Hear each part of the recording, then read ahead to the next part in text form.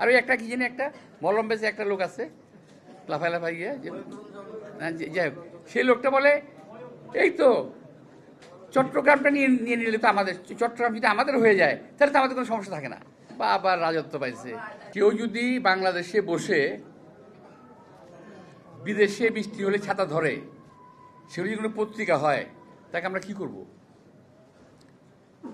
ভারতে বৃষ্টি হলে ওনারা বাংলাদেশ থেকে ছাতা ধরেন, কি সুন্দর, আর আমাদেরকে বলেন সালাম করতে।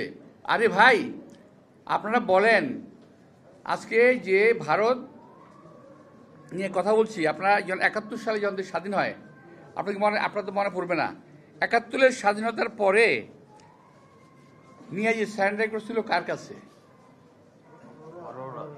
অরোরার কাছে। কেন? আমাদের ওসমানী সাহেব কোথায় ছিলেন?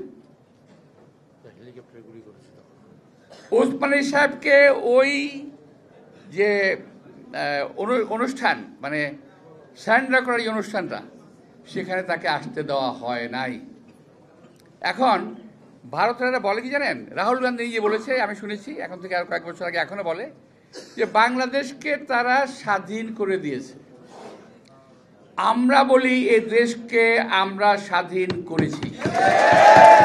আমরা বলতে চাই তোমরা পাকিস্তানকে ভাগ করার জন্য যুদ্ধ করেছিলে, সেটাও তোমাদের স্বার্থে, আমাদের স্বার্থে নয়। এখন আবারও চোখ তুলেছে বাংলাদেশের দিকে। আমরা শুনতে পাচ্ছি ইতিমধ্যেই একটা রাষ্ট্র ঘোষণা হয়ে গেছে। ভিতরে ভিতরে ইন্ডিয়ান পত্রপত্রিকা, ওদের কাগজে কলমে দেখা যাচ্ছে হিন্দু দেশ বলে দুটি দেশ তারা অলরেডি চিন্তা ভাবনা করে ফেলেছে। ইতিমধ্যেই ভারতীয় উচ্চ পর্যায়ের জায়গায় তারা বাংলাদেশকে আক্রমণ করলে কি কি হতে পারে, দেশের অভ্যন্তরে, দেশের বাইরে, বাংলাদেশে, আন্তর্জাতিক কী কী হতে পারে, তারা ইতিমধ্যে এটা নিয়ে গবেষণা শুরু করেছে। আপনারা যারা সোশ্যাল মিডিয়ায় যান, দেখেন যারা, তার দেখবেন এটার মধ্যে এটা পরিষ্কার পাবেন। যারা এই দেশের দিকে লোলুপ দৃষ্টিকে তারা তাকাচ্ছেন, অর্থাৎ রিক্সার বউ সকলের ভাবি, বাংলাদেশ একটা গরিব দেশ, সুতরাং ছোট দেশ, সুতরাং এটাকে যেভাবে খুঁজে নেওয়া যায়। আর ওই একটা কি জানি একটা মলম বেচে একটা লোক আছে লাফাই লাফাই গিয়ে যাই হোক, সেই লোকটা বলে এই তো চট্টগ্রামটা নিয়ে নিয়ে নিলে তো আমাদের, চট্টগ্রাম যদি আমাদের হয়ে যায় তাহলে তো আমাদের কোনো সমস্যা থাকে না, বা আবার রাজত্ব পাইছে, চট্টগ্রাম যদি আমাদের হয়ে যায়।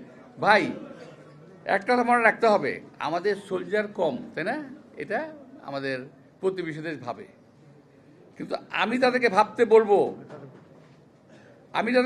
বলবো যে আপনারা 71 সালের মুক্তিযুদ্ধ দেখেন, বিনা ট্রেনিংয়ে কিন্তু আমরা যুদ্ধ করেছি। আপনারা এই 24 সালের হাসিনার পতন দেখেন, বিনা অস্ত্রে আমাদের সন্তানেরা আমরা যুদ্ধ করেছি। বাংলাদেশের 20 কোটি লোক কিন্তু সোলজার, এই কথা আপনাদের মনে রাখতে হবে। যদি বাংলাদেশ আপনাদের দখল করতে হয়, 20 কোটি লোকের রক্তের উপরে পাড়া দিয়ে আপনাদেরকে এই দেশ দখল করতে হবে।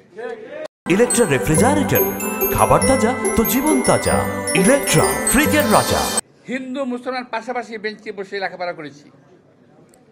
আমাদের বন্ধুরা, হিন্দু বন্ধুরা পূজার সময় তাদের বাসায় নাড়ু পাঠাতো আমাদের এখানে, আমরা ঈদের সময় তাদেরকে আপ্যায়ন করতাম, আমাদের এখানে আসতো। এত সুন্দর সম্মিলিত একটা দেশ, এক সৌহার্দ্যপূর্ণ একটা দেশ, সকল জাতি গোষ্ঠীতে দেশ, সেই দেশটাকে আজকে তারা একটা সাম্প্রদায়িক দেশ হিসাবে প্রমাণ করার চেষ্টা করছে বিশ্বব্যাপী। এর বিরুদ্ধে আমি আশা করব যে যারা তথাকথিত ইসকন নিয়ে কথা বলছেন, তাদেরকে বলবো যে ইসকন কিন্তু বহু আগের থেকে প্রিপারেশন নিচ্ছে, এটা ঠিক, কিন্তু বাংলাদেশ সকল হিন্দুরা কিন্তু ইসকনের সদস্য নয়। এবং ইসকনের সদস্যদের পরীক্ষা করে দেখবেন, এরা সব বাংলাদেশি নাগরিক নয়, অনেক আছে। আপনি যান, আমি আজকেই বলছি, আপনার সাংবাদিক বাড়ি যান, এই যে আমাদের কোথায় র্যাকিং স্ট্রিট, গরিবাগ যান, ওখানে আজ যে মন্দির আছে, ওখানে গিয়ে দেখবেন ওদের যে চিফ যে আছে, যে উনি বাংলাদেশি নন, ডেপুটি চিফ উনিও বাংলাদেশি নন, আরও যারা আছে এরা অনেকেই বাংলাদেশি নন। সুতরাং আমি দেখেছি বাংলাদেশে, আপনি ইসকন আমি শুনি নাই, এই প্রথম শুনলাম, মানে বহুদিন পর কিন্তু এদের একটা অসৎ উদ্দেশ্য আছে, বাংলাদেশে একটা সাম্প্রতিক গন্ডগোল লাগানোর জন্য, যাতে করে আবার এর মধ্যে ইন্ধন যোগাচ্ছে কে? এই যে আমাদের এখান থেকে পালিয়ে গেছে কি নাম, পলাতক শেখ হাসিনা ওয়াজিদ, খুনি হাসিনা, পলাতক খুনি হাসিনা, তিনি কি ওখান থেকে কলকাঠি নাড়ছেন। সারা বিশ্বের কেউ যখন তাকে হাসিনাকে জায়গা দেয় না, আজকে ভারত হাসিনাকে কেন লালন করছে, কোন অধিকারে, কিভাবে লালন করছে, এটা আমার প্রশ্ন থেকে গেল।